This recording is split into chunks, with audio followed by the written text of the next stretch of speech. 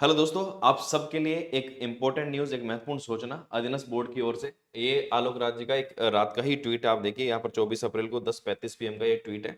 एक इम्पोर्टेंट सूचना, यहाँ से एक सवाल पूछा गया सर को कि सर एलडीसी की 15 गुना सूची कब जारी होगी।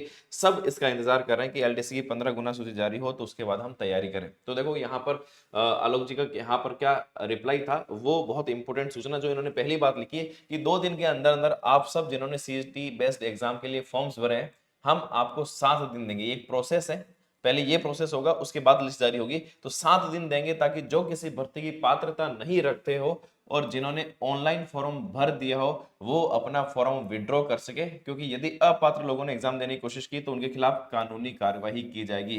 तो यहाँ पर आप सबके लिए भी एक महत्वपूर्ण सूचना है कि जिन्होंने भी गलत इंफॉर्मेशन दी है फॉर्म में, वो सभी अपने फॉर्म को वापस विड्रॉ कर ले, नहीं तो कानूनी कार्रवाई हो सकती है। पहले अभी तक ये सारी चीजें स्ट्रिक्ट नहीं है। देखो यहाँ पर मेनली बातें उन सब के लिए जो फर्जी सर्टिफिकेट यहाँ पर लगा रहे हैं, लेकिन कई बार पहले बहुत सारे कैंडिडेट्स नॉर्मली ये करते थे कि एज अपनी सिर्फ एग्जाम देने के लिए, कई बार क्या होता है कि एज नहीं होती है, सिर्फ प्रैक्टिस करने के लिए भी अपनी एज को बढ़ाकर लिख देना। अभी भी अगर ऐसा करें तो ये अब इस पर एक सख्त एक्शन हो सकता है कि एग्जाम देने के लिए एज बढ़ाकर लिख दी। या फिर और क्या गलती हो सकती है, तो पहली बात, आप में से किसी को भी ये गलती नहीं करनी है कि आपकी सर्टिफिकेट में एज कोई और है और आपने फॉर्म भरते समय कोई एज और लिख दी। ये बहुत बड़ा रिस्की वाला मामला हो सकता है, आपको भविष्य के लिए सारे एग्जाम से भी डीबार कर सकते हैं, ऐसा हो सकता है। तो एज अपनी गलत नहीं लिखनी, पहली बात ध्यान रखना।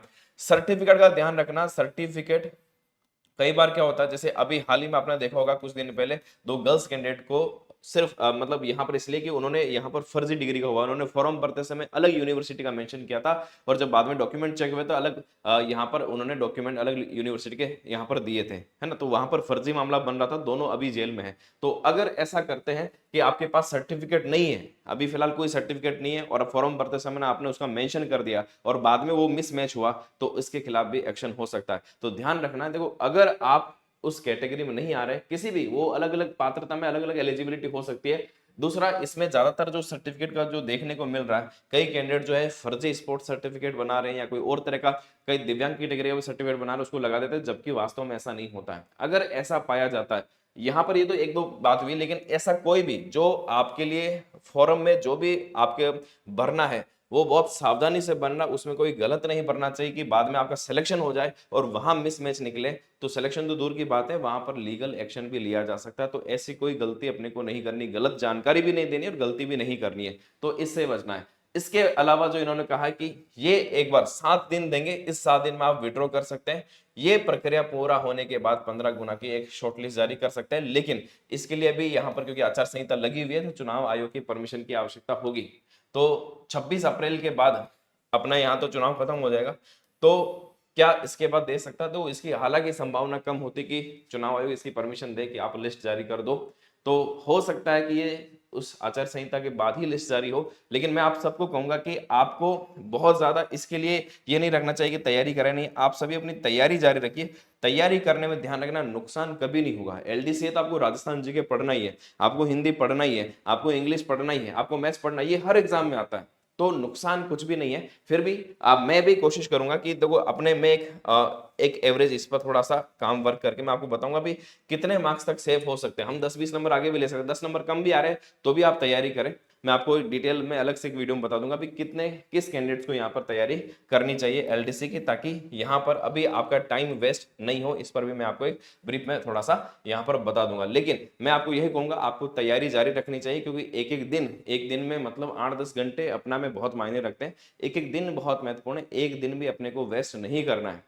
अगर आपने सोच लिया कि अगले 6 महीने में 8 महीने आपको नौकरी लेनी है, तो यहाँ पर एक दिन का आपको सदुपयोग करना है, ठीक है। और एक और इंपॉर्टेंट न्यूज आप सबके लिए, यहाँ पर अजमेर में यहाँ पर 28 तारीख को 28 अप्रैल से क्वालिटी एजुकेशन में ऑफलाइन यहाँ पर एक सिलेक्शन बैच की भी शुरुआत हो रही है, जिसका 28 अप्रैल को सेमिनार रखा है। 28 अप्रैल के दिन रविवार को मैं भी अजमेर में ही रहूंगा, क्योंकि मैं अब वोट देने जा रहा हूं। तो वोट देने के बाद संडे को मैं यहीं अजमेर में मिलने वाला हूं। तो आप अजमेर के आसपास जो भी रहने वाले या जो भी मिलना चाहते हैं, आना चाहते हैं, एक बढ़िया सा सेमिनार रखा है। एक आगे आने वाले जो भी एग्जाम में किस तरह से तैयारी करनी है, किस तरह से सिलेक्शन ले सकते हैं, इस पर एक बहुत अच्छा डिस्कशन होगा। तो जो भी आप में से इस सेमिनार में आना चाहता है, मिलना चाहते हैं, तो सुबह 10 बजे ये सेमिनार रखा है अजमेर में, सिविल लाइंस जो अपना राजस्व मंडल है उसके सामने ही यहाँ पर इंस्टीट्यूट है, वहां पर आ सकते हैं, सेमिनार में हिस्सा ले सकते हैं। इसके लिए देखो करना क्या है आपको, क्योंकि लिमिटेड सीटें होती है इसलिए पहले सूचना देना जरूरी है। सेमिनार पूरी तरह से निःशुल्क है, लेकिन आपको दो चीजें, या तो आप इन कॉन्टेक्ट नंबर पर आपको दिख रहे होंगे 9509899123, इन नंबर पे आप कॉल करके, या फिर कमेंट में लिंक दिया हुआ है, गूगल फॉर्म दिया हुआ है, वहां पर अपनी जानकारी देके अपनी सीट रजिस्टर करा सकते हैं, ताकि हमें आइडिया रहे कि कौन कौन यहाँ पर आ रहा है। तो अगर आप आसपास रहते हैं तो जरूर आ सकते हैं, सेमिनार का हिसाब बन सकते हैं, ठीक है। बाकी मैं बहुत जल्दी एलडीसी में कौन 15 लिस्ट के लिए कितनी कट ऑफ रह सकती है, जो आपकी डिमांड आ रही थी, उस पर भी जल्दी वीडियो बना दूंगा, ठीक है। मिलते हैं वापस नेक्स्ट वीडियो में, थैंक यू।